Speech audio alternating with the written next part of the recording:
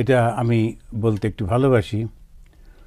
একটা ভগবানের মূর্তিটাকে পাচ্ছি সেটা বাক্যের মধ্যে দিয়ে, এটা খুব সুন্দর। আজকেই বিশেষ করে আমরা যেটা পাঠ করব, এটা এর আগের মাসে আমরা শেষ করেছিলাম।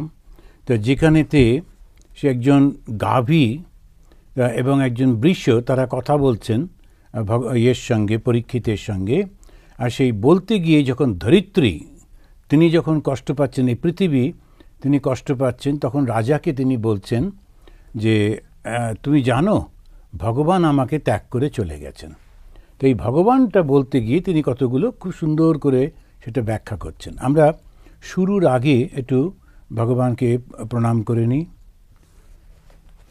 শান্তাকারম ভুজগশয়নম পদ্মনাভম সুরেশম विश्वाधारं गगनसदृशं तत्तमस्यादिलक्ष्यम् एकं नित्यं विमलमचलं सर्वदी साक्षिगोचं भावातीतं त्रिगुणरहितं सद्गुरुं तं नमामि।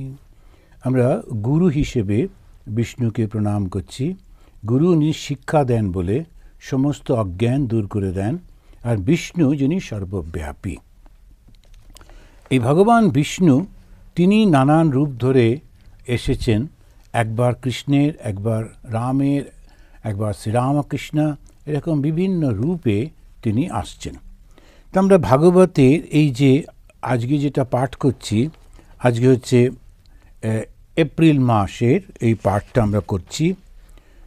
এইটাতে আমরা নিউ জার্সির বেদান্ত সোসাইটি, তাদের জন্যেই এইটি হয়, তারা এটা স্পন্সর করেন এবং এইটি পৃথিবীর বহু জায়গা থেকে তারা দেখছেন এবং তাদের খুব ভালো লাগছে।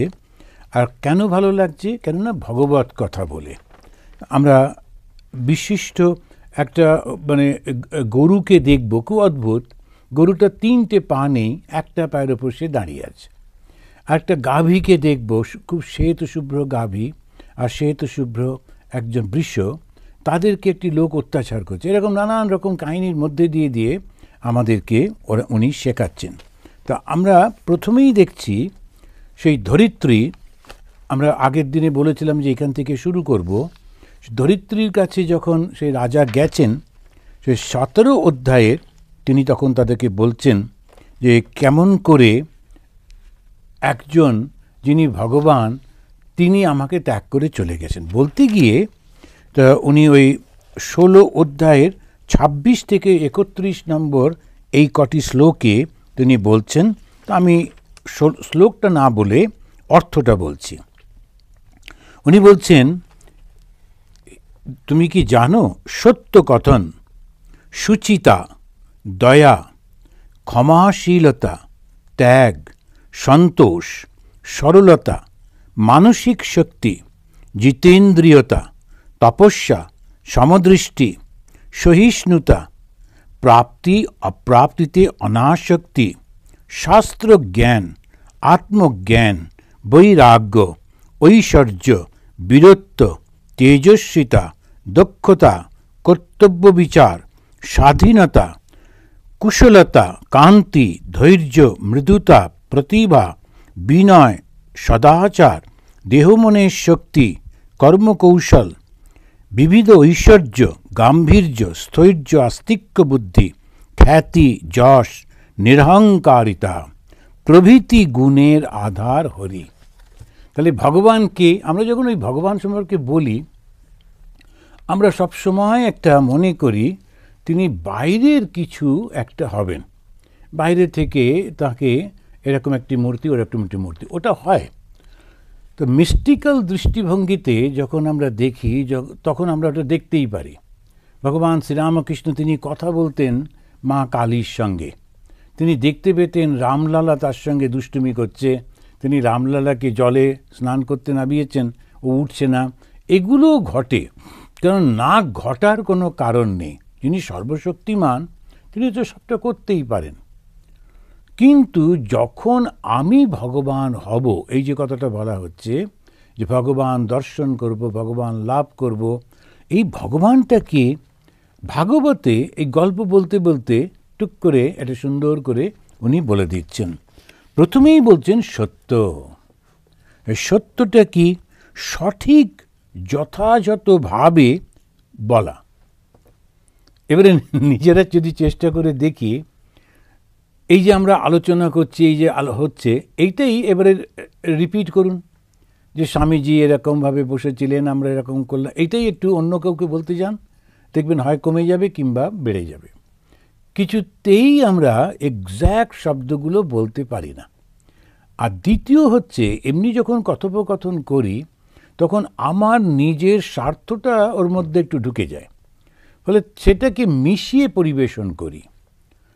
একদম যে ঘটনাটা ঘটেছে সেইটি বলতে গিয়ে আমার নিজের দৃষ্টিভঙ্গিটাও ওর মধ্যে ঢুকে যায়।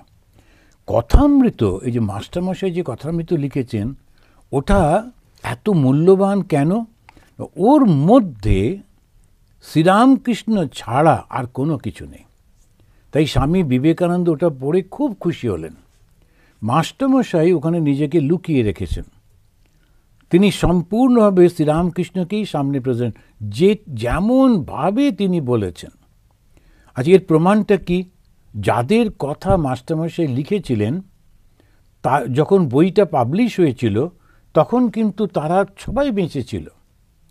ফলে তারা সবাই বলেছেন, দেখেছেন, এবং সবাই বলেছেন হ্যাঁ ঠিকই তো। শ্রী শ্রী মা পর্যন্ত বলেছেন। এ হচ্ছে সত্য। তা সত্যটা বলা ভীষণ কঠিন হয়ে যায়, যেমনটি হয়েছে তেমনটি বলা। বড় বড় মানুষ পর্যন্ত এই কথা বলার সময় কখনো ভয়ে বা কখনো অন্য কিছুতে এটি মিশিয়ে ফেলেন। আর আমাদের বিশেষ করে এশিয়াবাসীদের কাছে, ইউরোপেও তাই, একটু সত্যটা সমস্যা হয়ে যায়। কেননা আমরা দীর্ঘদিন পরাধীন ছিলাম তো রাজাদের আন্ডারে। এখন যারা রাজার আন্ডারে থাকে, রাজার ভয়ে সত্য কথাটা বলতে পারে না। এই জন্য বলতে গেলেই যদি অত্যাচারিত হই, যদি অন্য কেউ কিছু সঙ্গে সঙ্গে অ্যারেস্ট করবে, এই হবে সেই হবে, কত কি হতে পারে। ফলে লোকেরা ওটা গোপন করে এবং একটু ঘুরিয়ে ঘুরিয়ে বলতে থাকে। ভগবান শ্রীরামকৃষ্ণদেব তিনি আবির্ভূত হয়ে প্রথম যে আমাদেরকে মানুষকে বলছেন, সত্য কথাই কলির তপস্যা। যে সত্যকে ধরে থাকে সে যেন ভগবানের কোলে শুয়ে থাকে। তো এই সত্যকে ধরে থাকা, আমরা যখন ধর্মের কথা বলি, ঈশ্বর লাভের কথা আলোচনা করি, তা প্রথম যে গুণটি আমাদের মধ্যে প্রকাশিত হওয়া উচিত সেটা হলো সত্য। এই সত্যটা সঠিকভাবে এটা বলা। তারপরেই বলছেন শৌচম, দেহ ও মনের শুচিতা। এখন দেহ এর যে শুচিতা কি করে হয়, সেটা হচ্ছে একটু ভালো স্নান টান করে পরিষ্কার কাপড় জামা পরলে তখন এই দেহর শুদ্ধতা হয়। আমরা যে খাবারটা খাই সেটা যেন আমাদের শরীর মনকে উচাটন করে না দেয়। কারণ আমাকে দেখবেন অনেকে যখন দূরে যাত্রা করে তারা খুব কম খায়। কেন? যাতে অসুবিধে না হয়, রাস্তাঘাটে যাব সেই জন্যে একটু খুব কম করে খায়, এবার এইটা খায় না সেইটা খায় না এরকম। কিন্তু এটা দেহের শুদ্ধতা হলো, কিন্তু মনের শুদ্ধতা আমরা ভুল করে ফেলি ওই খাবারের সঙ্গে জড়িয়ে। না, ওই খাবারটার সঙ্গে মনের কোনো সম্পর্ক নেই, খুবই সামান্য সম্পর্ক। খুব ভালো একটু টেস্টি খাবার খেলাম, ভাল লাগলো, আর তেতো খাবার ভাল লাগছে না, ওইটুকু। কিন্তু মনের শুদ্ধতা যেটা, সেটা হচ্ছে সৎ কথন, সৎ বাক্য শ্রবণ, এই রকম। ওই জন্যই মন্ত্র দীক্ষাটা নিতে হয়। মন্ত্র দীক্ষা নিলে, মন্ত্র দীক্ষা বারবার বারবার মন্ত্রটা জপ করতে করতে মনটা শুদ্ধ হতে থাকে। তো মনের শুদ্ধতা নির্ভর করে আমি পৃথিবীর অন্যান্য সমস্ত জাগতিক বিষয় থেকে যখন আমি মনটাকে দূরে রাখতে পারি। একটা এই যে নানান রকমের কথাগুলো হচ্ছে, আজকাল তো কত সুবিধে হয়েছে, ভালো ভালো সমস্ত সুন্দর সুন্দর কথা যিনিই বলছেন, ঠাকুরের কথাই তো বলছেন, ভগবানের কথাই তো বলছেন। তো সেটা শুনতে শুনতে কাজ করছি, অনেক সময় ওয়াকিং করে, অনেক সময় বাইরে করে, জগিংয়ে যায়, তখন শুনতে শুনতে যায়। ও কিন্তু আর অন্যদিকে দেখছেন, ওই কথাগুলো সুন্দর লাগছে, ভাল লাগছে, ওই মনের শুদ্ধতা হচ্ছে, তা দেহ মনের শুদ্ধতা, পবিত্রতা হচ্ছে। দয়া, দয়া মানে অপরের দুঃখ সহ্য করতে না পারা, এটা হচ্ছে দয়া। আমি একটু এগুলো বলছি কেন না, আমাদের ধর্মজীবনে এইটাই তো আসল, এটাই ওপরেই তো সব কিছু। যে দয়া মানে অন্যের দুঃখে দুঃখিত হওয়া। এই অন্য মানে নিজের লোক না, যে কোনো লোক, যে কোনো লোকের দুঃখে যে দুঃখিত হচ্ছে। আর শান্তি, শান্তি, ক্রোধ এসেছে, রাগ এসেছে, কিন্তু বাইরে সেটি প্রকাশ করলো না, এটা হচ্ছে শান্তি। তো এই শান্তিটা খুবই, যখন আমাদের একজন সাধু বলতেন, first be a gentleman then be a sadhu.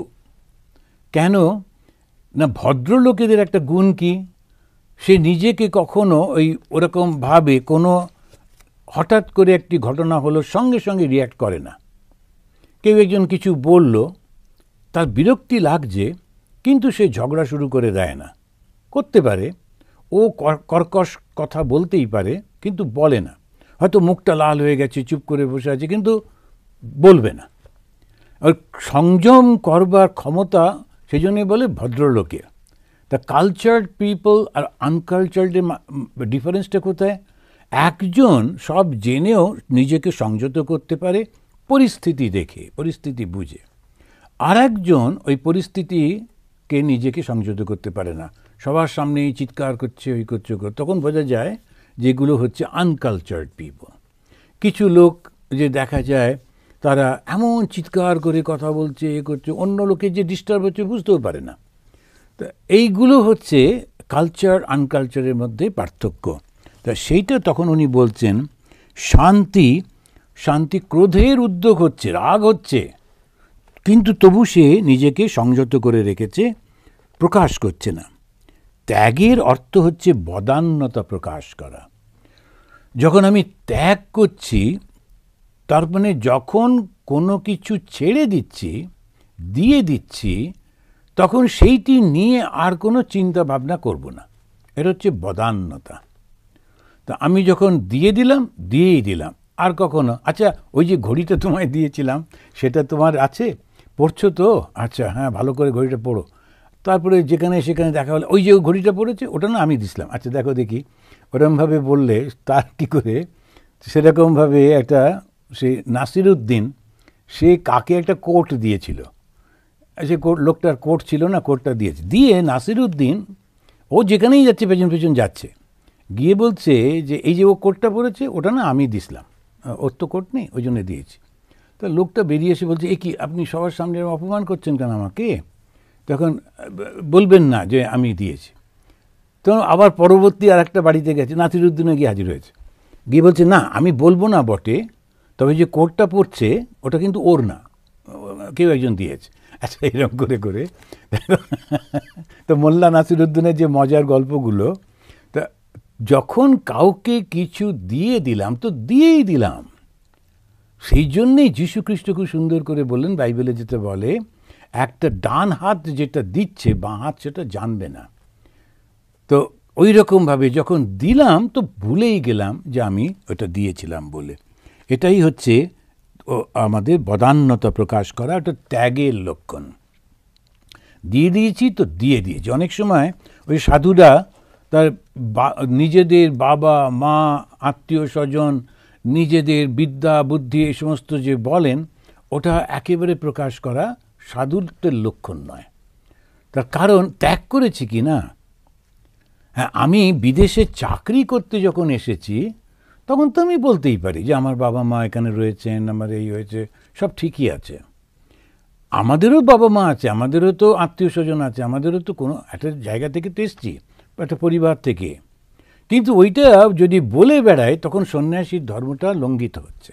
কেন ত্যাগ করেছো তুমি? আমরা যখন সন্ন্যাস নিই তখন আগুনটা জ্বালিয়ে আমার যা কিছু নিজের সব যে ত্যাগ করছি, গুরু বলছেন আর আমি একটা করে বেলপাতা দিই। এখন যদি ওটাকে শুধু বেলপাতা মনে করি, তারপরে যেমন ছিলাম তেমন থাকি, তাহলে শুধু পোশাকটাই বদলালো, কিন্তু সন্ন্যাসটা হলো না। সন্ন্যাস মানে হচ্ছে ত্যাগ, আর ত্যাগ মানে হচ্ছে সব কিছু ভুলে যাওয়া। আমার পেছনে কি ছিল পুরোটাই ভুলে যাচ্ছি। তো ওই রকমভাবে যদি বুঝতে পারা যায়, তো এটা হচ্ছে কি সুন্দর করে উনি বলছেন, ত্যাগ মানে বদান্যতা প্রকাশ, সেটা আর কখনো সে মনে করবে না। সন্তোষ মানে যেটা পেয়েছে তাতেই খুব সুখে থাকে, ওইটা হচ্ছে সন্তোষ।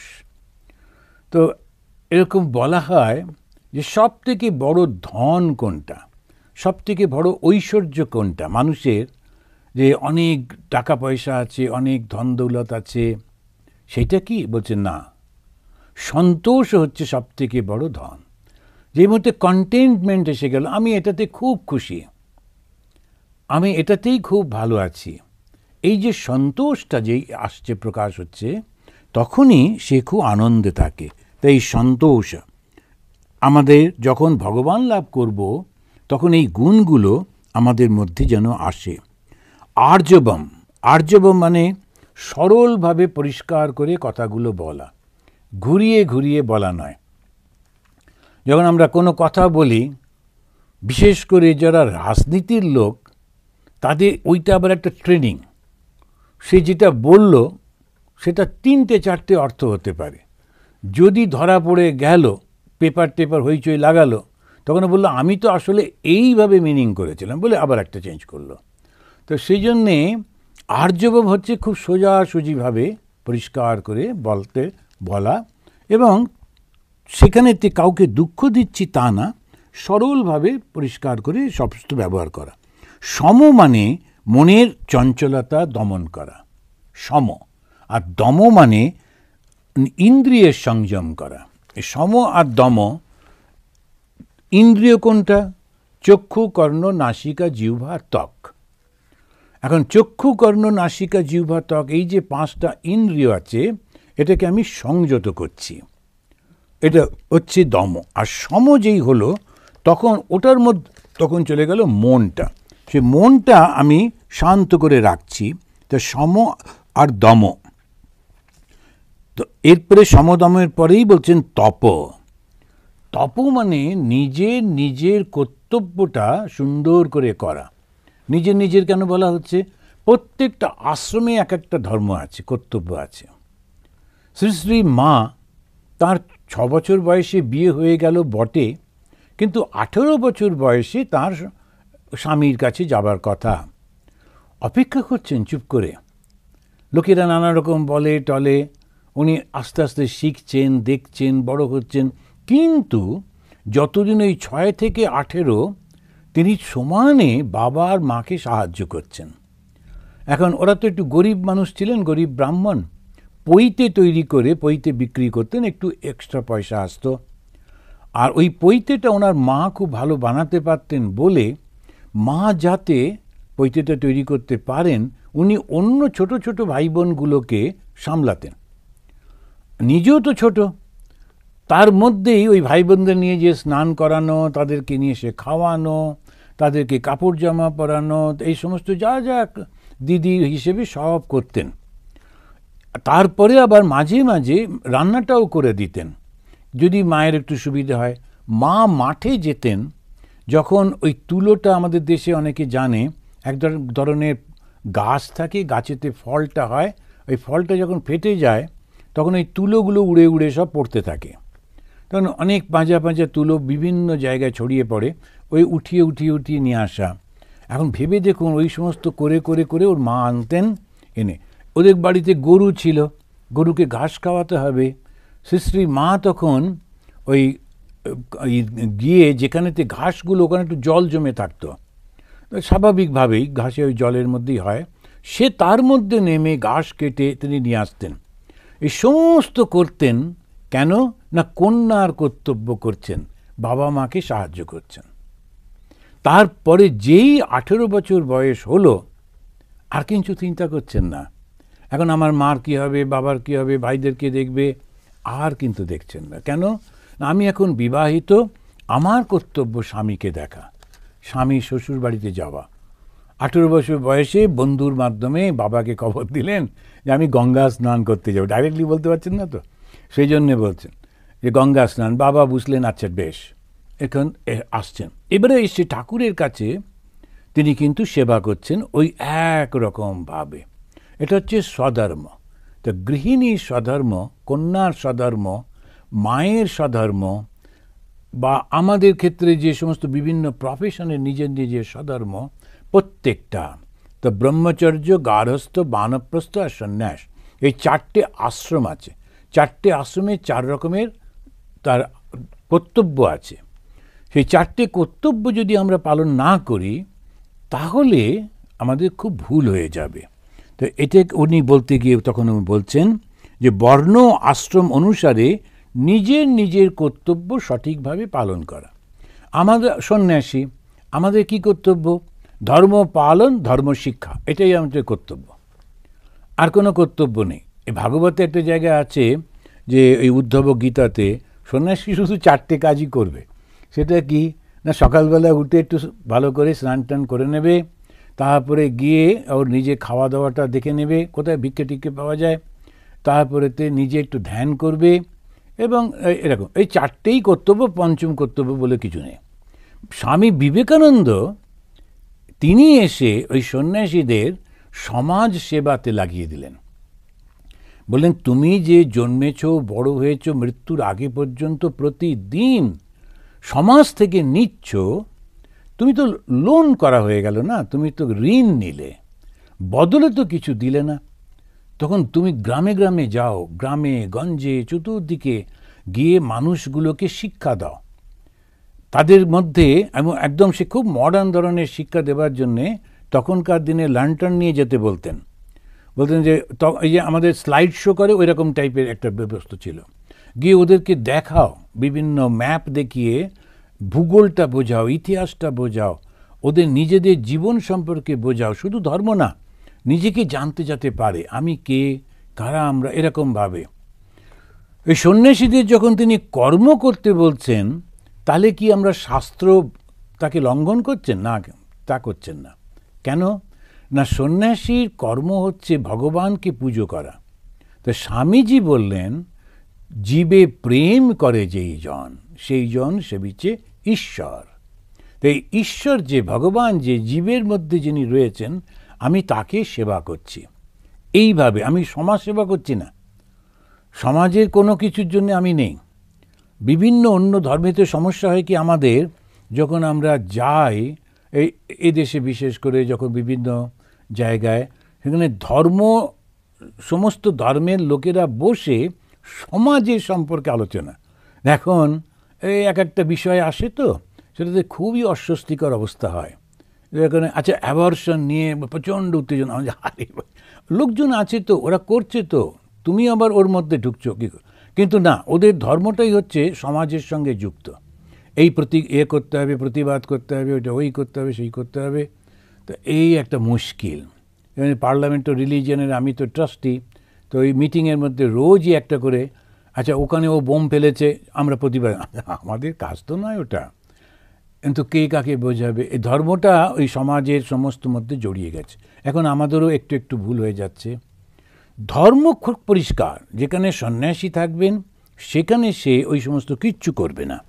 তার শুধু হচ্ছে নিজের যে ধর্ম পালন, অর্থাৎ এই যে গুণগুলো বলা হচ্ছে এগুলো সে পালন করবার চেষ্টা করবে, আবার অন্যকেও শিক্ষা দেওয়ার চেষ্টা করবে। তারপরে বলছেন সাম্যম, শত্রু মিত্রের প্রতি সমদৃষ্টি সম্পন্ন হতে হবে। এটা শুধু সন্ন্যাসী না, এটা যে কোনো ধর্মের যে মানুষ, যারা সত্যি সত্যি ধর্মের মানুষ হবে, তারা কিন্তু সমদৃষ্টি সম্পন্ন হতে হবে। কেন? প্রত্যেকটা ধর্ম বলছে ঈশ্বর এই জগৎ সৃষ্টি করেছেন। এই তো ইস্টার গেল, ইস্টার নিয়ে আলোচনা করছিলাম। এখন ইস্টারের প্রথম যেটা, সেটা হচ্ছে ওল্ড টেস্টামেন্টের শুরু হচ্ছে জেনেসিস। জেনেসিস মানে বিগিনিং, এটা গ্রিক ওয়ার্ড, জেনেসিস হচ্ছে বিগিনিং। তো বিগিনিং কি না, ভগবান তিনি প্রথম এই ভূমি তৈরি করলেন, পৃথিবী তৈরি করলেন, আর আকাশ তৈরি করলেন বলে শুরু হচ্ছে। তারপরে এইটা করলেন, এইটা করে করে তিনি একদিন এসে তিনি রেস্ট নিলেন। তা প্রথম যারা বানালো তারা হচ্ছে জুইশরা, ওটা ওল্ড টেস্টামেন্টে। তারা বলছে উনি শনিবার দিন রেস্ট নিলেন। তারপরে ওদের সঙ্গে তারপরে যীশুখ্রিস্ট এলেন, এসে একটু চেঞ্জ করলেন। যীশুখ্রিস্টের পরবর্তী লোকেরা এসে বলল আমরা ওদের সঙ্গে যাব না, আমরা একটু চেঞ্জ করব। তারা বলল ভগবান রবিবার দিন রেস্ট নিয়েছেন, তা এখন ওদের দলটা বড় বলে এখন আমরা রবিবারে ছুটি পাই। আর এক দল এলো ইসলাম, এসে দেখলো যে না, এরকম বললে তো হবে না, আমাদের একটা নিজস্বত্ব দরকার। এবারে ওরা বলল ভগবান শুক্রবারে ছুটি নিয়েছেন। ওরা পিছিয়ে সোমবার করলো না, আর একটু এগিয়ে গেল। তো শুক্রবারে একদল, ওরা হলো শনিবার, এরা হলো রবিবার। এখন কথা হচ্ছে ভগবান রেস্ট নিয়েছেন কিনা আমি ঠিক করে দেবো, এ তো মুশকিল। কিন্তু এখন ওটা জিজ্ঞেস করতে গেলে তখন মুন্ডু থাকবে না, এটা আবার দরকার কি সেজন্য আমরা কিছু জিজ্ঞেস করছি না। কিন্তু কথাটা হলো ভগবান কি করছেন সেটা কি আমরা সত্যি সত্যি জানি? ওই কিছু লোক বলে এইটা করলে ভগবান হবে না, ওইটা করলে এই হবে না। এইটার জন্যই এই কথাটা তুললাম যে আসলে আমরা আমাদের মনের মতো করে ভগবানকে একটা সাজিয়ে নিই, তারপরে আমার অহংকার দিয়ে সেটাকে প্রতিষ্ঠা করি, তারপরে সবার জগতের সবার সঙ্গে ঝগড়া করি, করে মারা যাবার পর কোথায় যাই আমি তো জানি না, ও জানে না, তো সে একটা গেল। কিন্তু আসলে ভগবানকে এই ধরিত্রী, ওই পৃথিবী, তিনি সুন্দর করে এই বলছেন এই গুণগুলো হচ্ছে ভগবান। সেটাতে বলতে গিয়ে বলছেন সমদৃষ্টি সম্পন্ন হতে হবে। তুমি ঈশ্বর লাভ করতে চাও, ভগবান লাভ করতে চাও, ভগবানের পূজা লাভ করতে চাও, ভগবানের আশীর্বাদ লাভ করতে চাও, সমদৃষ্টি সম্পন্ন হতে হবে। যদি সমদৃষ্টি না থাকে তাহলে বাবু ওটা হবে না। শত্রু মিত্রে কোনো ভেদ থাকবে না। তিতিক্ষা, অন্য লোক সমস্যার সৃষ্টি করছে তোমার জীবনে, তথাপি তুমি শান্তভাবে রয়েছ, ওই হচ্ছে তিতিক্ষা। সহনা সর্বদুঃখানাম অপ্রতীকারপূর্বকম চিন্তা বিলাপরোহিতম সা তিতিক্ষা নিগদ্যতে। শঙ্করাচার্য তিনি তার তিতিক্ষার ডেফিনেশন দিতে গিয়ে বিবেক চূড়ামণিতে তিনি বলছেন যে সমস্ত দুঃখ, শারীরিক এবং মানসিক দুঃখ চুপ করে সহ্য করতে হবে, এবং সেইটা নিয়ে আলোচনা করাও চলবে না। জানেন তো ওই না এরকম করছিল, এরকম দুঃখ, ওটাও না, কেন তাহলে তোমার মনের মধ্যে ওই দুঃখটা চলছে। তো সেই জন্যে বলতে গিয়ে বলছেন চিন্তা বিলাপরোহিতম। বিলাপ মানে আর যদি আমার সঙ্গে আমার দুটি ছেলে থাকতো, ওরা কি আমাকে এই করতে পারতো বলে এই যে বিলাপ করে না আমরা যদি একত্রিত হতাম তাহলে কোনো বিলাপ টিলাপ নেই, চুপ করে আছি কেন না, আমার কর্মফল অনুযায়ী ভগবান আমাকে এই রকম দিয়েছেন, বাস ঠিক আছে, কোনো অসুবিধা নেই, আমি শুধু ভগবানের নাম করে যাব। জানেন ভগবানের নামটা একটা অসাধারণ জিনিস। চুপচাপ যদি ভগবানের নাম করতে থাকি তাহলে ধীরে ধীরে ধীরে ধীরে আমার পূর্বজন্মে যত কর্মফল যার জন্য এই সমস্যাগুলো আসছে সব চলে যাবে। এখন ভগবান দেখবেন আরে ও হ্যাঁ করেছে বটে, গত জন্মে এসব হয়েছে, কিন্তু এত ইন্টেন্স শাস্তি ওর দরকার নেই, কেননা ও আমাকে খুব ভালোবাসে। ওই তখনই ভগবানের কৃপায় ওইটাতে চলে যাচ্ছে।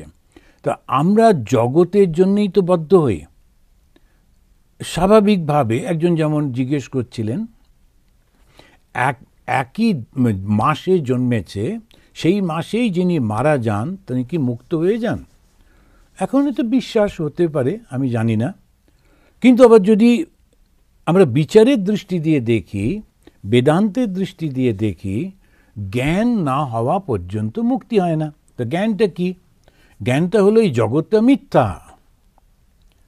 একটি ছেলে সে বড় হয়েছে কিন্তু তার মনটা শিশুর মতো থেকে গেছে, কারো কারো থাকে না, সে ওই মনটার বদলালো না, তখন সে কিন্তু ওই পুতুল নিয়ে খেলবে, পুতুলের সঙ্গে কথা বলবে, তারপরে পুতুলকে খাওয়াবে, যেটা 2 বছরের 3 বছরের বাচ্চাগুলো করতো, ও 23 বছরে 30 বছরে ওইটাই করবে। তো তখন আমরা কি বলবো? যে ওর ঠিক মতো জ্ঞান হলো না। ঠিক তেমনিভাবে আধ্যাত্মিক জগতে আমিও এই সংসার করব, বাড়ি ঘরদোর করব, এই হবে, স্বামী হবে, স্ত্রী হবে, এই হবে সেই হবে করে আমাদের খুব সুন্দর করে সব কিছু হলো। কবিরাও খুব উৎসাহ দেয় কবিদের, তারপরে গানে, তারপরে মুভি টুভিতে সারাক্ষণ দেখে শুনে সব হলো টলো, তারপরে জগতে যখন সত্যি সত্যি হলো, জীবন কাটাবার পর তখন ওরে বাবারে মারে কী কাণ্ড। এখন এইটা যখন মনের মধ্যে এলো তখন আর দরকার নেই, ওটা হলো জ্ঞান।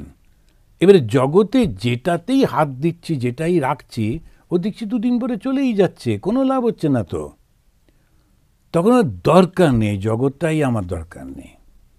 এবার যেই আমি সেইটা করলাম, জগৎ আমার প্রয়োজন নেই, কিন্তু মন বলে একটা জিনিস রয়েছে, সেটা কোথায় যাবে? ও সবসময় কারোর উপর নির্ভর করে। তখন আমি ঈশ্বরকে দিয়ে দিলাম। কি করে দিলাম? গুরু প্রদত্ত মন্ত্রটাকে জপ করলাম এবং তাঁক চিন্তা করতে লাগলাম। যখন সেইটি হচ্ছে, ধীরে ধীরে ধীরে ধীরে আমার মন থেকে জগৎটা চলে গেল, আকর্ষণ থাকলো না। জগতে আছি, মেলামেশা করছি, কিন্তু জগৎ যেই চলে গেল তখন নিরন্তর একটা আনন্দ আসতে লাগলো। তো সেই আনন্দই ভগবান লাভ। তো ওখানে বলতে গিয়ে উনি বলছেন যে তিতিক্ষা করতে হবে আর উপরতি, ভোগ্য বস্তুতে উদাসীন থাকা। শ্রুতম এখানে বোঝাচ্ছে শাস্ত্র বাক্য বিচারের দ্বারা, জ্ঞানের দ্বারা লাভ করা। আমি বলছি, আপনারা শুনছেন, এটা হচ্ছে শ্রুতম। হচ্ছে জ্ঞানম বলতে কি? নিজের স্বরূপটাকে বোঝা, জ্ঞানম। বিরক্তি কাকে বলে? বৈরাগ্যকে বলছে বিরক্তি। ওই যে শব্দগুলো বললাম এখানে বিরক্তি, সেটা ব্যাখ্যা হচ্ছে বিরক্তি মানে বৈরাগ্য। কিসে বৈরাগ্য? বিষয়ে বৈরাগ্য। বিষয় মানে কি? আমাদের রূপ, রস, শব্দ, স্পর্শ, গন্ধ, এটা হচ্ছে 5টা বিষয়। যখন আমি কোনো কিছু রূপ দেখি বা কোনো একটা শব্দ শুনি, কোনো একটা স্বাদ গ্রহণ করি, কোনো একটা জিনিস স্পর্শ করি, রূপ, রস, শব্দ, স্পর্শ, গন্ধ, এই 5টা বিষয়, এই 5টা বিষয়ের প্রতি আমার আর কোনো আকর্ষণ থাকছে না। তো এইটাতেই ধীরে ধীরে করে মনটা সরে যাচ্ছে। ঐশ্বর্য মানে নিয়ন্ত্রণ শক্তি। ঐশ্বর্য মানে এই জগতের সোনা দানা, এটা ঐশ্বর্য নয়। আমার মধ্যে মনটাকে সংযত করার শক্তি। শৌর্যম মানে কি? শৌর্যম মানে, এটা খুব সুন্দর একটা শব্দ ব্যবহার করলেন, যে আমি যে একেবারে জেলিফিশ এক্সিস্টেন্স হয়ে থাকবো তা কিন্তু বলছেন না, নিজের ব্যক্তিত্বটাকে প্রকাশ করতে বলছেন। সেখানে ওই স্বামী বিবেকানন্দ 18 বছর 19 বছরের ছেলে, ও এসে ভগবান শ্রীরামকৃষ্ণকে তখন সবাই মানছে, তবুও এসে তর্ক বিতর্ক করত। অন্যরা বলতে কি উনি বলছেন মেনে নাও না। ঠাকুর বকাবকি করতেন না, মেনে নেবে কেন, বিচার করে নেবে। এখন এইটা আমি যে একটা জিনিস পড়ে আছি, যে যা খুশি করে যাচ্ছে, তা নয়। আমার ব্যক্তিত্বটাকে এমনভাবে তৈরি করতে হবে, কেউ যেন এসে অকারণে কোনোভাবে আমাকে আঘাত করতে না পারে। তো এইটা হচ্ছে ধীরে ধীরে করে নিজেকে তৈরি করা, সেটা হচ্ছে শৌর্যম। যুদ্ধের জন্যে তৈরি থাকা, এটা এমনি যদি ব্যাখ্যা করা যায়, শৌর্যম মানে যারা, যুদ্ধ মানে কি? জগতে নানান রকম জিনিস থাকে, তো কথা বলে যাচ্ছে, কেউ না কেউ কিছু না কিছু বলতে থাকে, তো সেইটা এমনভাবে তার সামনে গিয়ে দাঁড়ানো যাতে করে সে আর আমাকে ডিস্টার্ব করতে না পারে, এটা হচ্ছে শৌর্যম। তেজ মানে হচ্ছে তেজস্বিতা। তেজস্বিতা যখন সে যে কাজটা করছে পুরো মন দিয়ে করছে, তেজস্বিতা। বলম হচ্ছে নৈপুণ্য, যে কাজটা করছি একদম ঠিকভাবে করতে পারছি। স্মৃতি, যা করা উচিত সেইটাকে ঠিক মনে রাখা, সেটা হচ্ছে স্মৃতি। স্বাতন্ত্র্যম, স্বাধীনভাবে থাকা, ভীষণ কঠিন। এখন দেখবেন এই যখন এদেশেতেও নানান রকমের ডিবেট হতে থাকবে, আর আমাদের দেশে তো শুরু হয়ে গেছে যে ইলেকশনের আগে গণতন্ত্রে এটাই তো যুদ্ধ। তো ওই যুদ্ধতে সব নেমে পড়েছে, একজন এক রকম বলছেন, চতুর্দিকে নানা রকম চলছে, আর লোকেরা তাতে ক্যারিড আউট হয়ে যাচ্ছে। ওদের জন্যই বলা, লোককে বলার ওই জন্যই তো বলা। এবং ওই শুনে টুনে ওই একবারে ভীষণভাবে কিছু যে চ্যানেল রয়েছে তারা একটাভাবেই বলতে থাকে। এবার যে লোকটা ওইটাই শুধু শুনছে, ও ওটাই জেনে ওটাতে তাই তো এটাই ঠিক বলছে, ক্যারিড আউট হয়ে যাচ্ছে। স্বাতন্ত্র্য মানে হচ্ছে স্বাধীনভাবে থাকা। তা আমার বেশ মনে আছে ছোটোবেলায়, যেমন আমাদের যখন ছোটোবেলায় পশ্চিমবঙ্গে তখন কমিউনিজমের একটা বিরাট ঢেউ উঠেছিল, তো আমার দাদাও খুব উত্তেজিত হয়ে এখন মাঝে মাঝে সেই সব বই টইগুলো পড়তে টড়তো। আর আমি তখন ওই 4-5 পড়ি, আর কাকে বলবে, ও আমাকেই বলতো, এক পাশাপাশি বসে পড়তাম তো, তখন বলতেন এই দেখ এসব কমিউনিস্টরা কীরকম, সোভিয়েত দেশ কীরকম, দেখ ওদের ছবিগুলো দেখ ঝকঝক করছে। আমি ওই 4-5-এতেই তখন এই বলতাম, একটা কালার্ড ক্যামেরায় ছবি তুললে রাস্তার কুকুরটাও খুব সুন্দর দেখাবে, কিন্তু তার মানে কি ও সত্যিকারে সুন্দর? দেখতে হবে যে ওইখানে তাদের ব্যবহারটা কীরকম। তারপরে আমি ওর সঙ্গে তর্ক করতাম, বলতাম যে দেখো যখনই কোনো ইন্টারন্যাশনাল গেম হয় তখন রাশিয়ার যে খেলোয়াড়রা একটা দুটো অন্য দেশে গিয়ে অ্যাসাইলাম নিত, সে জার্মানি হোক বা আমেরিকা হোক বা গ্রেট ব্রিটেন হোক, কিন্তু এদের দেশ থেকে কোনো দিন শুনেছো খেলোয়াড়রা পালিয়ে গিয়ে রাশিয়াতে অ্যাসাইলাম নিচ্ছে? কোনো দিন হয় না। তার মানে মানুষের একটা অদ্ভুত সেন্স আছে, যেখানে ভালো ওরা ওখানেই যায়, যেখানে খারাপ অন্ধকার ওখানে কখনো যাবে না। এটাতেই বুঝো না, ছবি দিলে হবে না, অ্যাকশানে বুঝতে হবে যে ওই দেশটা খুব অত ভালো নয়, যদিও ওরা বলে যাচ্ছে। এইখানেতে তোমার স্বাধীনতা আছে, আনন্দ আছে, তাই লোকেরা চলে আসতে চায়, সবাই স্বাধীনভাবে বাঁচতে চায়। স্বামী বিবেকানন্দ বললেন freedom is the song of the soul, স্বাধীনতা। কিন্তু এই স্বাধীন হতে গেলে নিজের একটা স্বতন্ত্র বিচার বোধ থাকা দরকার, তা না হলে সে পারবে না। তখন এটা বলতে গিয়ে বলছেন এই স্বাধীনতা দরকার, স্বাতন্ত্র হবে, স্বাধীনভাবে থাকবে, কৌশলম কর্মকুশলতা, কান্তি সৌন্দর্য থাকবে। এই সৌন্দর্য মানে পরিষ্কার পরিচ্ছন্নভাবে থাকা। আমরা দেখেছি যখনই ধর্মের কোনো একটা প্রসঙ্গ হয় তখন খুব নোংরাভাবে, আমাদের দেশেতে এটা খুবই দেখেছি, যেসব জায়গায় যাই খুবই নোংরাভাবে থাকা। কেননা আমরা তো ধর্মের লোক, আমরা এরকম। তা কেন হবে? ধর্মের লোক তো, তাতে কি হলো? আবার কিছু কিছু জায়গা, খুব গরম জায়গা, ওখানে খালি গায়ে থাকে, প্রিস্টরা লোকেরা খালি গায়ে থাকে। কিন্তু যেহেতু খালি গায়ে থাকে, ওটাই ট্র্যাডিশন হয়েছে, ওই মন্দিরে যেতে গেলে খালি গায়ে যেতে হবে। এখন কি উৎপাত, ভগবানের সঙ্গে খালি গায়ের কি সম্পর্ক? আর খালি গায়ে আমাকে দেখে ভগবান কেন খুশি হবেন? এটা বিরক্তিকর। সবাই তো আর সেই সুন্দর চেহারা হয় না, কি দরকার, একটু ডেকে ঢুকে গেলেই তো ভালো। কিন্তু না, ওই খালি গায়ে যেতে হবে। তা আমি একটা সাউথ ইন্ডিয়ান মন্দিরে গেছিলাম, বললাম আচ্ছা আমি দরজা থেকেই প্রণাম করছি বাবু, ওই খুলতে পারবো না, এই এখন সব। আর শুধু তাই না, অন্য যারা যাচ্ছে প্যান্ট পরে, তাদের ধুতি পরে যেতে হবে, কেননা ওরা সবাই ধুতি পরে। আর যে ধুতি পরতে গেলে, সবার কাছে ধুতি নেই, ধুতি ভাড়া পাওয়া যাচ্ছে। একটা লোক ধুতি পরে ভেতরে গেল, তারপরে ঠাকুর দর্শন করে এসে দিয়ে দিল 5 টাকায়, আর ওই ধুতিটা আরেকজনকে। আচ্ছা, কাছাকাছির ব্যাপার। এখন এই সমস্ত করে টোরে ভগবান দর্শনে আমার দরকার নেই, আমি দূর থেকেই করে নিচ্ছি প্রণামটা। তার কারণ এখন এইগুলো কিরকম মাথায় ঢুকে যায়। আমেরিকাতেও ওই এসে খালি গায়ে মন্দিরে যেতে হবে, কেননা দক্ষিণ ভারতে ওই জায়গাটা গরম বলে লোকেরা গায়ে কাপড় রাখে না। এখানে তো ঠান্ডার জায়গা, এখানে তো কোট টোট পরেও ভগবানকে যদি আরতি করি তো ক্ষতিটা কী? কিন্তু ভেতরেতে হিটিংটাকে একদম 75-এ রেখে খালি গায়ে ঘুরে বেড়াচ্ছে। এই হচ্ছে নানান রকমের, এক একজনের মাথায় এক রকমের বুদ্ধি। অসুবিধে কিছু নেই, কি প্রচণ্ড চিন্তা করতে হবে যে এই কাজটা আমি করছি কেন।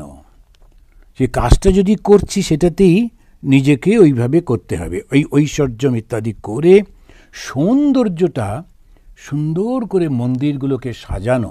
দেখুন রামকৃষ্ণ মিশন এটা খুব আছে, যে মন্দিরেই যান, খুব একটা গরিব মানে বড় হয়তো নয়, মানে আমি ধনী নয়, একটু গরিব কিন্তু পরিষ্কার পরিচ্ছন্ন রাখে সবসময়। কেন? স্বামী বিবেকানন্দ উনি যখন ওই ব্রহ্মচারীরা থাকতো, উনি মাঝে মাঝেই আনঅ্যানাউন্স ওদের ঘরে ঢুকে পড়তেন, দেখতেন ওরা কী করে। তখনকার দিন তো খাট টাট ছিল না, সব মেঝেতে থাকতে হতো। একটা ঘরেতে পরপর ওই দেওয়াল থেকে মাদুর গোটানো থাকতো, কিন্তু সুন্দর করে মাদুরগুলো গোটানো, আর ওই মাদুরের মধ্যেই ওদের কাপড় জামা সব ভাঁজ করা থাকতো। মাদুরটা খুললে ওটাই ওর সংসার, ওর মধ্যে ওর বই রয়েছে, ওর কাপড় জামা রয়েছে, আবার মাদুরটা গুটিয়ে দেওয়ালের গায়ে রাখা থাকতো। এরকম করে উনি ঘুরে ঘুরে দেখতেন কে কতটা পরিষ্কার থাকে, পরিচ্ছন্ন থাকে, হাতের নখ কাটে কিনা, তা এরকম করে করে সমস্ত দেখতেন। তা আমার একবার মনে আছে, আর আত্মস্থানন্দজি পরবর্তীকালে যিনি প্রেসিডেন্ট হয়েছিলেন, উনি তখন অ্যাসিস্ট্যান্ট জেনারেল সেক্রেটারি। আমরা তখন সবে বেলুড় মঠে জয়েন করেছি। তো এখন প্রথম তো পুরো উৎসাহ, সেই 3টের সময় উঠছি, গিয়ে গঙ্গা স্নান করছি, মন্দিরে ধ্যান করছি, তারপর আবার একটু ব্রেকফাস্ট করে আবার গিয়ে মন্দিরে বসছি, এই করে তোরে চলছে। এই দাড়িটা বড় হয়ে গেছে। আর যেখানে স্নান করতাম ওই বাথরুমটার মধ্যে আয়না ছিল না, ফলে নিজেকে আর দেখতে পেতাম না, বুঝতে পারিনি। একদিন আমি দুপুরবেলা খেয়ে দিয়ে ফিরছি, মঠের এই যে খাবার ঘরটা থেকে আমাদের থাকাটা ঠিক উল্টো দিকে, মাঝখানে মন্দিরটা, পেছন দিকে খাওয়া, সামনের দিকে থাকা। তো ফিরছি, উনি একজনকে দিয়ে ডেকে পাঠালেন। তো আমি গেলাম ওনার অফিসে, ওই অফিসটা সামনেই ছিল। তো উনি ড্রয়ার থেকে একটা ব্লেড বের করে আমাকে দিলেন। তো আগেকার দিনে সে থাকতো না দুপাশে দাঁড় করা ব্লেডগুলো, তো সেরকম। তো উনি একটা দিলেন। তো আমি ভাবছি কাউকে দিতে হবে।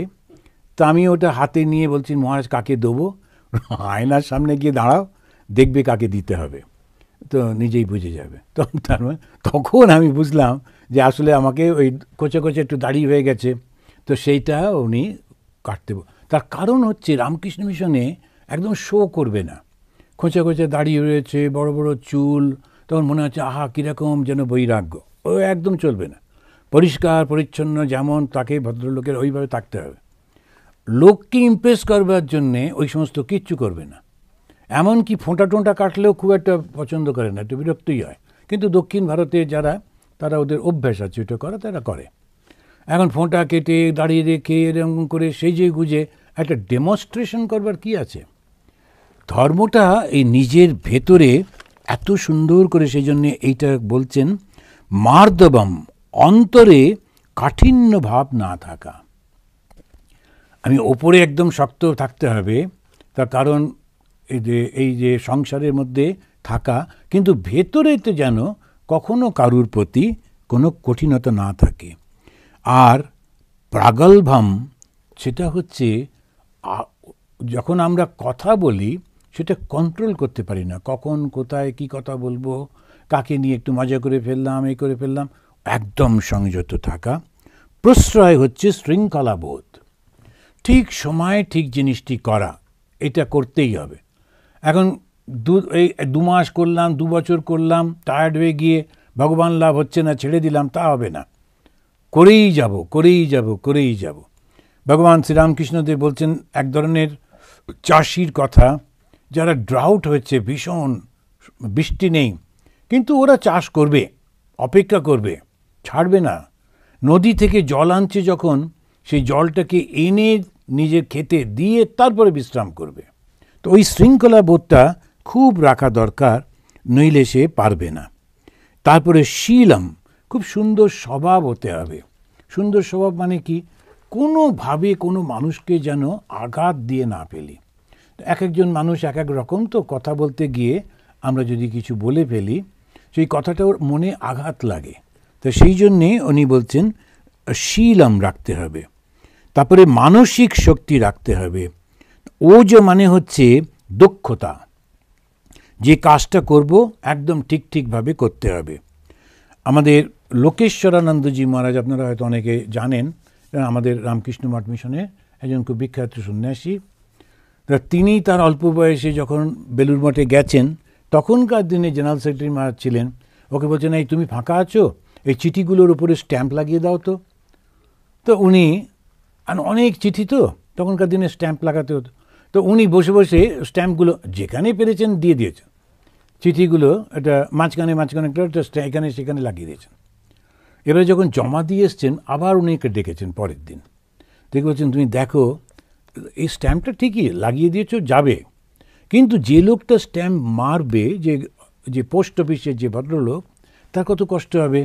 একবার চিঠিটাকে উল্টো করে দেখতে হবে, একটা চিঠিটাকে এখানে করে দেখতে হবে। তার কাজটাকে তুমি একটুখানি সুন্দর করে দিলে না কেন, ইজি হতো। তা চিঠিটা ডান দিকের কোণাতে, উপরের কোণাতে স্ট্যাম্পটা মারতে হয়। তখন ওরা চিঠিগুলো সাজিয়ে ডুমডুম করে স্ট্যাম্প করে দেয়। সবই তো হাতে হতো তখনকার দিনে। আবার খোলো আর লাগাও, এখন হচ্ছে তখন আবার জল দিয়ে ওটাকে খুলে আবার লাগিয়ে বললেন, এই একবারে বুঝে গেলাম যে কাজ যখন করতে হবে তখন সব ভুলে দক্ষভাবে করতে হবে। আর দক্ষতা মানে কি? এমনভাবে করব যাতে অন্য লোকের কষ্ট না হয়, তার জন্য সুবিধে হয়। তা এখনকার দিনে মডার্ন দেখবেন সব সময়, বিশেষ করে বিদেশে আমরা লক্ষ্য করি, যেটাই ওরা করে ইউজ ফ্রেন্ডলি। এই যে দক্ষতা, একটা মানুষকে আমরা কিছু দিচ্ছি সেটা যেন সুন্দর করে এমনভাবে প্যাকিং করেছে, সে লোকটা খুলবে কি করে?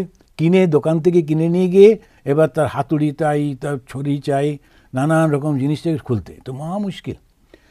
ওই জন্যে প্রতিটি জিনিসে এমনভাবে চিন্তা করতে হবে যাতে আমি অন্য লোককে কষ্টটা না দিই।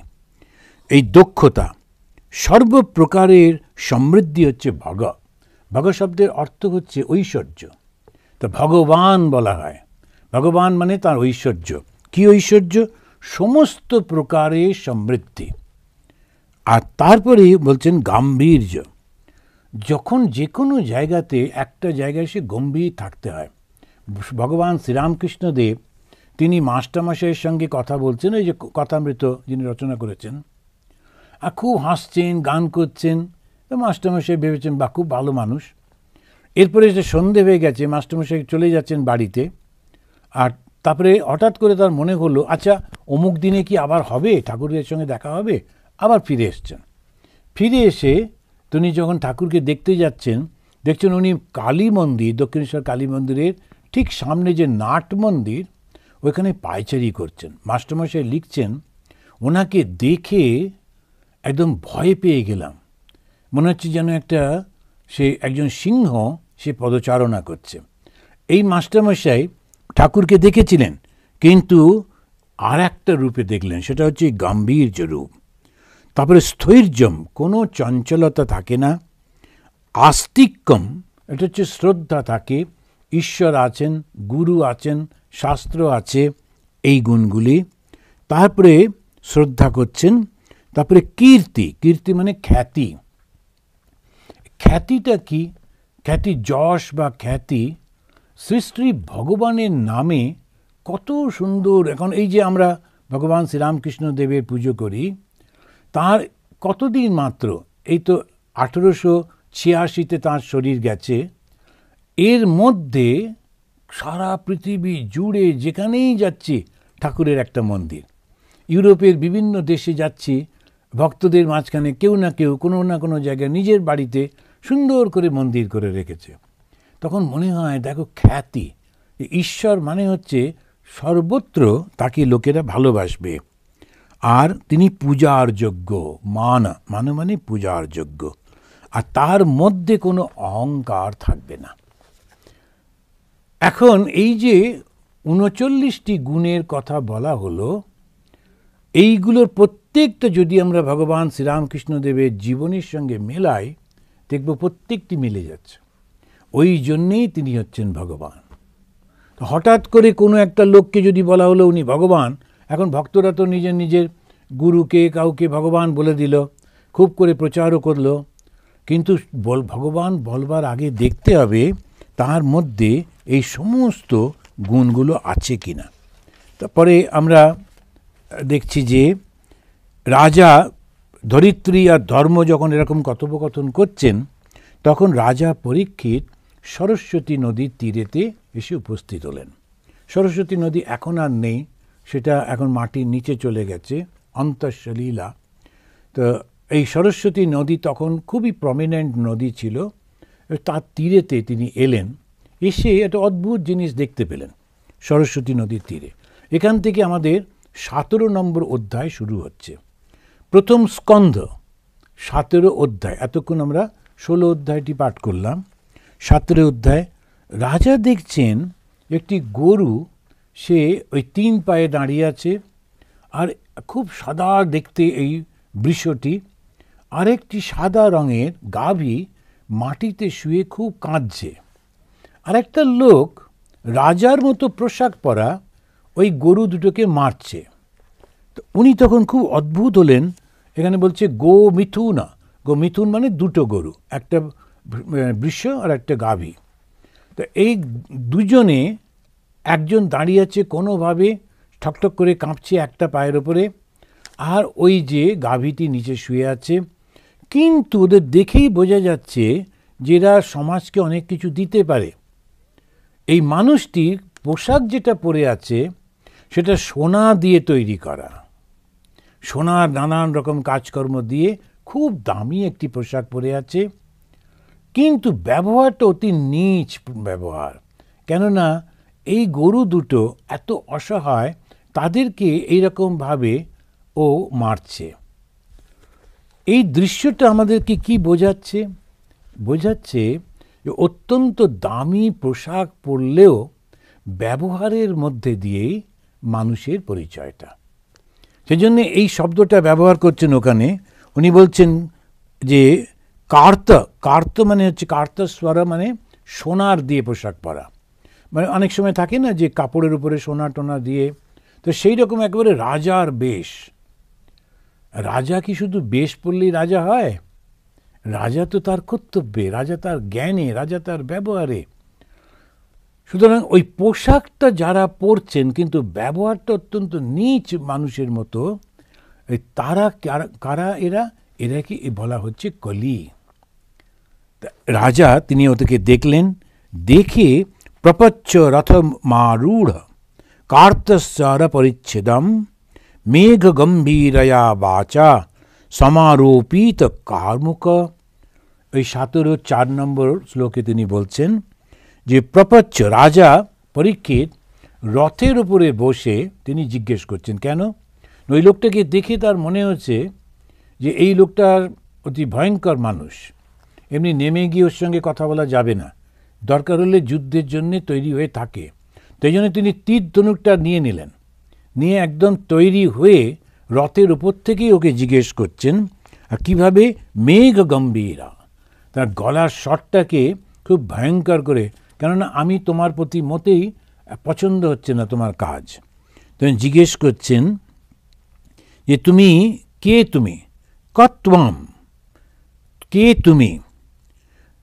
কলি অবলান, নিজে বলবান হয়ে দুর্বলকে বলাধমসি। তুমি দুর্বলকে তুমি অত্যাচার করছো কেন?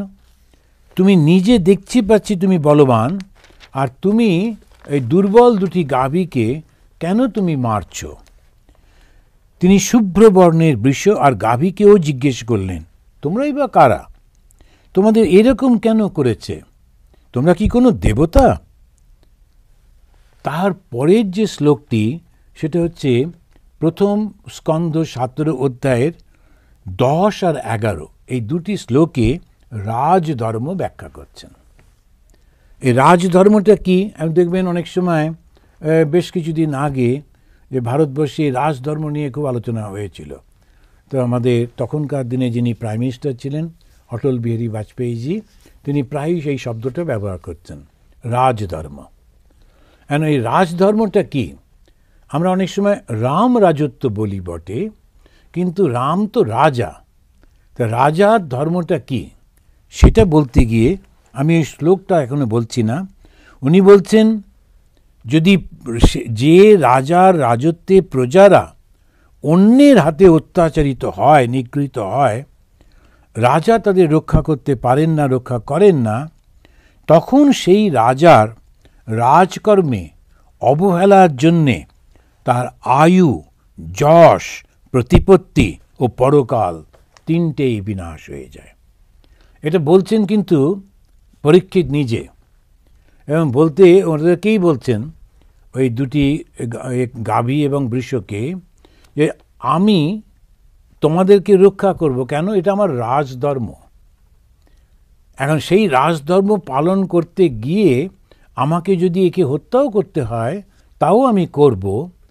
তা না করলে আমার রাজধর্ম পালিত হবে না। আমার রাজত্বে অন্য লোকের হাতে তোমরা অত্যাচারিত হচ্ছ, সুতরাং এটা আমার রাজধর্ম যে আমি ওকে হত্যা করব। তা রাজার কর্তব্যটা কি? খুব অদ্ভুতভাবে এই ভাগবতেই বলছেন, আবার রামায়ণেও আছে, যে তোমাকে ধ্যান জপ এসব করতে হবে না, মন্দিরের মধ্যে যেতে হবে না। রাজার কর্তব্য রামচন্দ্রের কাছে রামায়ণে বলছেন, রাজা যদি সমস্ত রাজত্বটাকে শান্তিতে রাখতে পারেন, এমনভাবে যে প্রত্যেকটি প্রজা তার নিজের নিজের মতো করে তারা তাদের ধর্ম কর্তব্য পালন করতে পারে, তাহলে তাদের করা প্রতিটি সৎকর্মের ফল রাজার কাছেই যাবে। মৃত্যুর পর রাজা ব্রহ্মলোকে যাবে, তার জন্য তাকে আলাদা করে জপ ধ্যান কিছু করতে হবে না। তো এই রাজধর্মটা ভীষণ ভীষণ কঠিন, ভীষণ ভীষণ কঠিন। রাজার হাতে থাকে ক্ষমতা, অর্থ, লোকবল, আর এই দুটোই স্পয়েল করে। যখন অর্থ থাকে প্রচুর মানুষের, যখন একটা অনেক টাকা পয়সা থাকে, তারা বুঝতে পারে না কি করব না করব, নানান রকম করে অর্থটা নষ্ট করতে থাকে। আর যদি তাদের হাতে লোকবল থাকে, তখন তো যাকে তাকে যখন খুশি অত্যাচার করতে থাকে, কেন ওরা জানে আমাকে কেউ কিছু করতে পারবে না। কিন্তু এই যে রাজা, যার হাতে সর্বোচ্চ ক্ষমতা রয়েছে, তিনি নিজেকে কিভাবে লক্ষ্য করছেন, দেখছেন যে আমার কর্তব্য হচ্ছে আমার রাজত্বে যতজন আছে তাদের কেউ যেন কোনোভাবে কষ্ট না দেয়। তখন সেই চিন্তা তার ধ্যান হয়ে যায়। প্রত্যেকটা মানুষের আনন্দ তাকে রক্ষা করব, তার জন্য কোনো রকম কষ্ট না হয়, তখন সে কাকে আসলে ধ্যান করছে? মানুষ রূপী ভগবানকেই তো ধ্যান করছে। রাজা তাকে আলাদা করে মন্দিরে গিয়ে ধ্যান ট্যান করতে হবে না। যদি এইটাই তিনি করেন, তখন দেখা যাবে, তখন ওই রামায়ণে বলছে, প্রতিটি রাজার যে প্রজা যারা যত সৎকর্ম করবে তার সমস্ত সৎকর্মের ভাগ রাজা পাবে এবং রাজা ব্রহ্মলোকে যাবে। তো আজকে আমরা এরপরে ওই কনভারসেশনটা দেখব। হঠাৎ করে, যেমন এই আমাদের নাগেটস অফ গোল্ড বলা হয় না, এখন খুঁড়ছিল কয়লা খুঁড়তে খুঁড়তে হঠাৎ দেখা গেল একটা কি সুন্দর অনেকটা সোনার তাল পেয়ে গেল। তো আমরা এই গল্পটা করতে করতে যাচ্ছি, গল্পের মধ্যে থেকে অদ্ভুত একটা আধ্যাত্মিক জ্ঞান পাবো। যেমন আজকে আমরা দেখলাম এই কয়েকটি শ্লোকে 16 অধ্যায় শেষের দিকে ভগবান বলতে কি, যেটা পরিষ্কার করে এখানেতে ভগবান স্বয়ং নিজেই বলে দিচ্ছেন। তো এরপরে আমরা দেখব এই পরের দিনে ওই গরুটাকে রাজা জিজ্ঞেস করছেন ওই ধর্মকে, আচ্ছা তোমাদের কি মত, কি করা উচিত? তখন কি সুন্দর উত্তর দিচ্ছেন দেখবেন। তখন ওইখান থেকেই আমরা হঠাৎ করে শুনতে পাবো একেবারে বেদান্তের চরম সেই সত্যগুলো, যে কাকে কিভাবে সৃষ্টি হলো, কে কাকে কষ্ট দেয়, দুঃখ কেন আসে, এই সমস্তগুলো আলোচনা তখন আগামী মাসে আমরা করব। তাহলে আজকে এই পর্যন্ত, এখন আমরা শেষ করি, 3 বার শান্তি উচ্চারণ করে আমরা শেষ করি। ওম শান্তি শান্তি শান্তি হরি ওম তৎসৎ। ভালো থাকবেন।